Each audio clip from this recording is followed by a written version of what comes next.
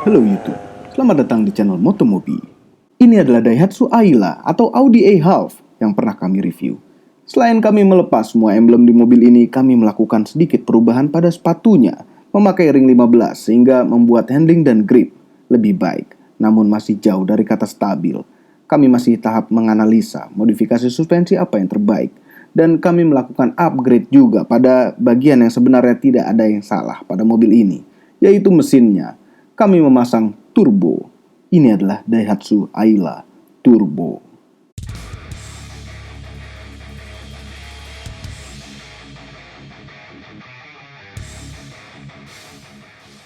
Kenapa kami lakukan ini? Karena kami ingin eksperimen apakah dengan biaya yang tidak terlalu banyak, seekor mobil LCGC macam Ayla ini bisa menyaingi mobil-mobil lain dengan harga yang berkali-kali lipat.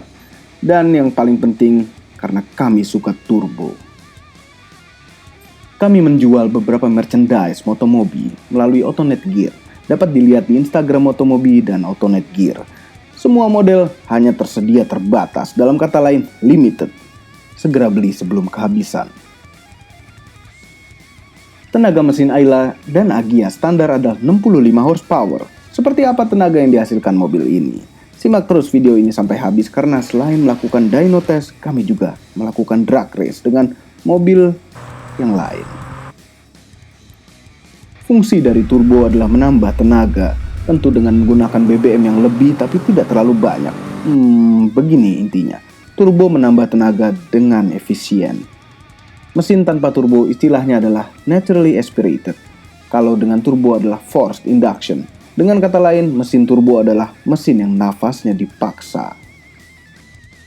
Diawali pada tahun 1905 karena saat itu dipatenkan teknologi ini. Jadi umur turbo sudah 110 tahun lebih.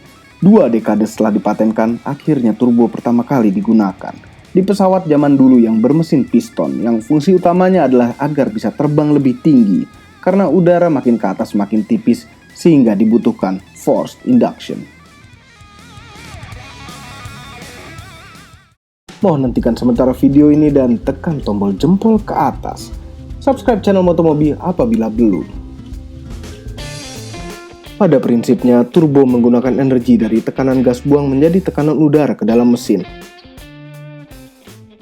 Ini hanya berfungsi apabila tenaga dibutuhkan atau pada saat digas atau pada saat istilahnya spooling, di mana putaran turbo cukup untuk menambah tekanan ke dalam mesin. Kalau belum mencapai spooling memang menjadi beban untuk mesin. Hal ini disebut dengan turbo lag.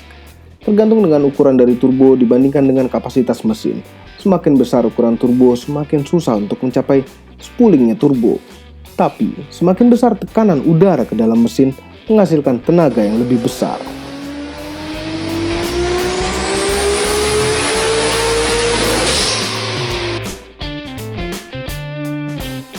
Mesin non-turbo dipasang turbo, maka akan terjadi bahaya laten knocking, atau yang biasa kita kenal dengan kata ngelitik. Apakah ngelitik?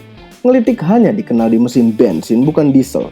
Ngelitik itu adalah letupan yang terjadi sebelum busi memberikan percikan, karena komposisi yang tidak sempurna antara udara dan bensin, dan juga suhu, dan juga diberi tekanan dari turbo, dan juga apabila oktan bensinnya kurang tinggi. Dengan turbo, jumlah udara yang masuk ke dalam ruang bakar semakin banyak, sehingga dibutuhkan bensin yang lebih banyak. Ngelitik yang terjadi karena kurangnya bensin sangat berbahaya untuk mesin Anda apabila berkepanjangan. Bisa memporak-porandakan mesin Anda. Sangatlah penting untuk suhu udara yang masuk ke dalam intake itu tidak panas, karena udara bertekanan yang keluar dari turbo itu panas. Maka didinginkan dengan apa yang kita kenal dengan intercooler. Intercooler dengan pendingin udara dan ada juga yang dengan pendingin air macam radiator. Pada umumnya yang digunakan adalah yang berpendingin udara karena lebih murah dan sederhana. Anda mungkin sering mendengar kata twin turbo yang berarti memakai 2 turbo yang biasanya sekuensial. Berarti 2 turbo yang ukurannya berbeda bekerja tergantung kebutuhan. Kalau ngegas sedang-sedang saja 1 yang bekerja, kalau sedang maksimal 2 yang bekerja. Ada juga yang namanya true twin yang berarti 2 turbo kembar yang bekerja secara bersamaan. Ini bisa menjadi 3 atau 4 atau 5, 6 atau 1 silinder 1 turbo.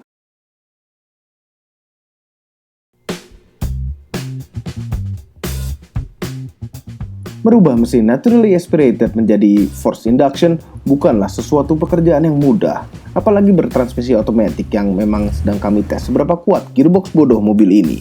Kami tidak melakukan modifikasi apa-apa untuk transmisinya. Kelebihan torsi pada transmisinya bisa berdampak kerusakan pada torque converter dan kawan-kawannya. Bukan hanya transmisinya yang kami siksa, demikian juga mesinnya. Kami ingin tahu seberapa kuat blok mesin standar Ayla ini. Karena kami juga tidak melakukan modifikasi apa-apa untuk menurunkan kompresi mesin standar Ayla.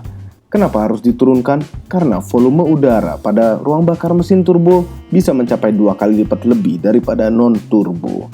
Kami akan posting di Instagram kami nanti apabila terjadi apa-apa dengan blok mesin ataupun transmisinya.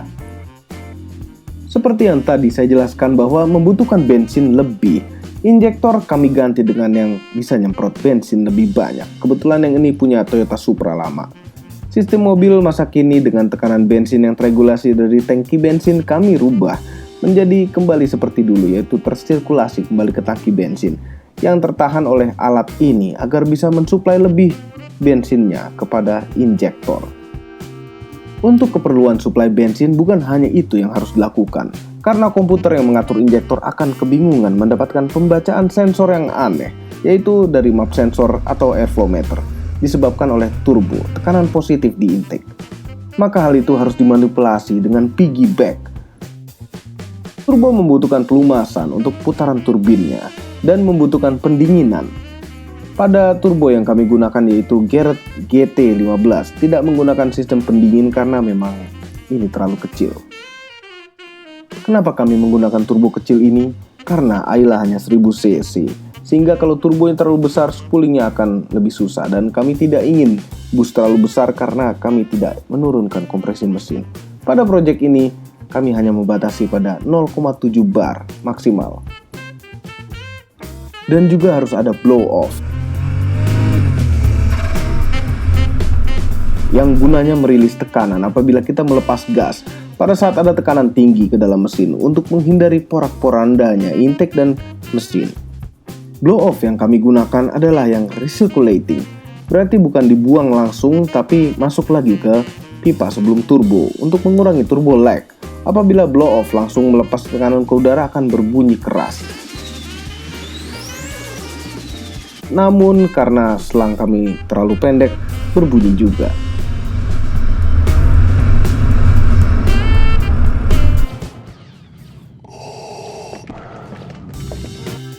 Sebenarnya kami ingin turbo itu tidak ada bunyinya sama sekali karena kami tidak ingin pamer kalau mobil ini berturbo.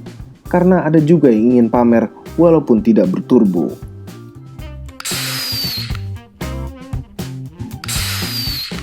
Kami juga harus merubah knalpot dari ujung ke ujung karena knalpot aslinya Ayla ternyata kurang lebih hanya berdiameter setiang jemuran. Hal ini tidak bagus untuk turbonya sehingga kami merubah menjadi pipa 2 inch. Turbo, intercooler, blow off valve, alat itu Tomei, injektor, piggyback, instalasi dan pipa-pipa. Memang menghabiskan uang agak banyak, tapi tidak lebih dari 30% dari harga mobilnya dan sayangnya tidak bisa dikredit. Tapi seberapa besar perubahannya? Ini adalah hasil dyno testnya.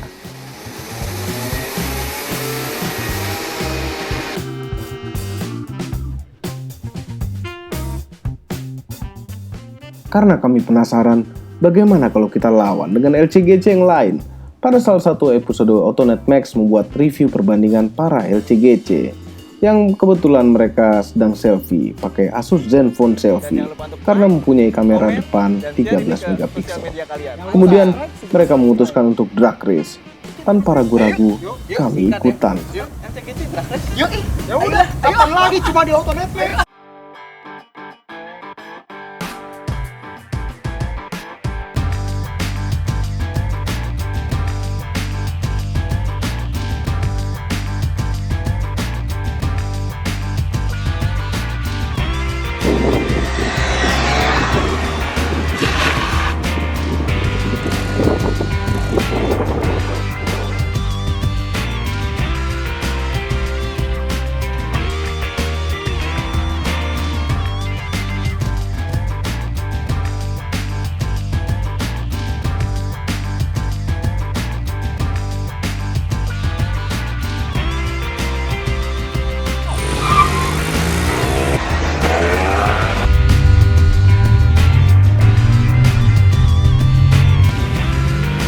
Menghabiskan uang untuk mempermalukan LCGC yang lain memang memuaskan, worth every penny.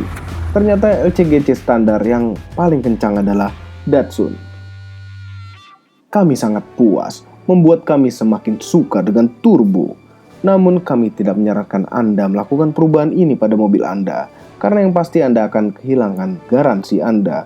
Dan kami tidak yakin blok mesin dan kawan-kawannya yang masih standar di mobil ini bisa bertahan dengan tenaga dan torsi sebesar ini.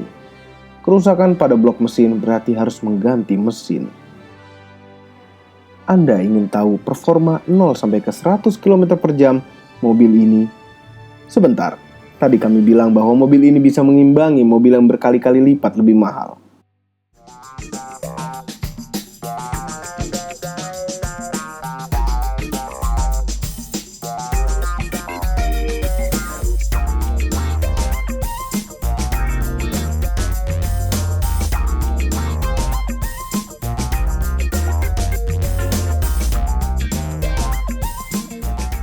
Ini adalah Golf Mark 7 TSI yang pernah kami review.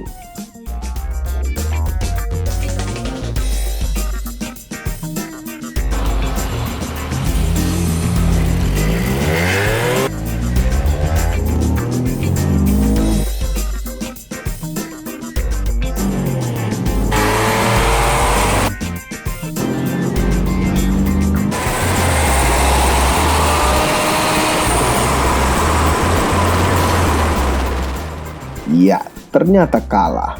Golf TSI bertenaga 140 horsepower dengan bobot yang jauh lebih berat dibanding Ayla. Sedangkan Ayla Turbo bertenaga 123 horsepower dengan bobot yang jauh lebih ringan.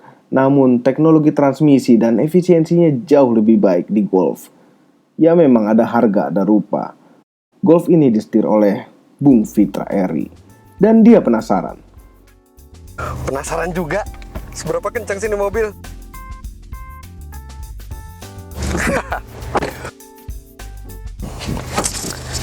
Tapi kita nggak boleh pakai feeling, kita pakai alat.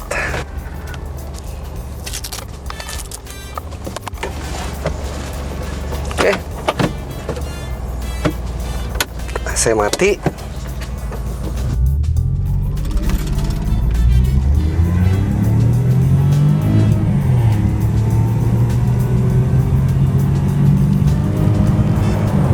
Udah sampai 100. 9,5 detik 0 sampai 100 km per jam.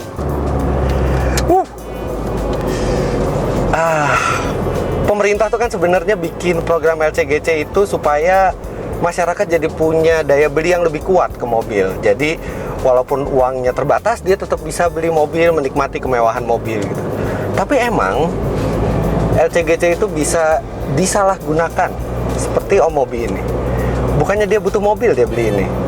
Dia beli mobil ini, harganya terjangkau, sisanya bisa buat ngencengin sampai dia setara sama mobil yang berkali-kali lipat harganya. Kencang. Mobil ini, tapi kok remnya begini ya? Kata Om Mobi, mobil ini top speednya sampai 180 km per jam sih bisa. Tapi saya nggak berani nyoba karena dia sih enak. Dia setiap kali nyoba dia pakai helm. Nah kita kencang, tapi saya prefer untuk balik ke mobil yang lebih aman.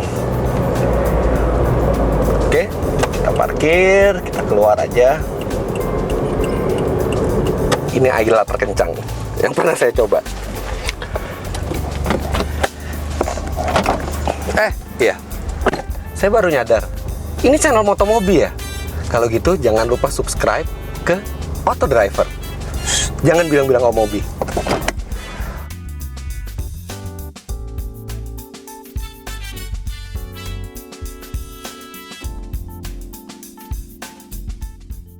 Memang kalah, tapi harga mobil ini termasuk modifikasinya masih belum cukup untuk DP mobil merah itu. Jadi, apabila Anda cukup kurang waras dan terlalu gila tenaga, silahkan dicoba. Pasang turbo di mobil Anda. Ingat, apabila Anda menambah tenaga mesin Anda juga harus mengupgrade rem dan suspensinya. Yang ini masih work in process. Satu lagi, Anda pasti bertanya-tanya menjadi seberapa boros konsumsi bahan bakarnya. Hasil pengetesan kami menjadi sedikit lebih boros di dalam kota karena turbo bawaannya jadi sering menginjak gas lebih dalam yang membuat jadi banyak rem untuk dalam kota. Tapi untuk pemakaian luar kota, mobil ini lebih hemat dibanding standarnya. Tapi bensin yang dipakai harus oktan yang lebih tinggi. Nanti setelah selesai dengan proyek Ayla ini dan berlanjut ke proyek berikutnya, silakan komentar di bawah untuk memberikan saran mobil apa proyek selanjutnya. Semua ini adalah opini pribadi saya. Kami tidak dibayar oleh siapapun. Makanya kami mencoba jualan merchandise. Mohon like dan share video ini ke kawan-kawan Anda di sosial media. Dan share ke kawan-kawan Anda yang mengaku suka dengan mobil dan suka turbo. Jangan lupa subscribe channel Motomobi apabila Anda belum. Terima kasih telah menonton. Oh iya, jangan lupa follow Instagram Motomobi dan Autonet Gear. Akan ada penawaran-penawaran produk-produk Motomobi yang menarik untuk Anda. Jangan sampai terlewat karena semua yang kami jual akan terbatas jumlahnya atau limited. Kami suka turbo.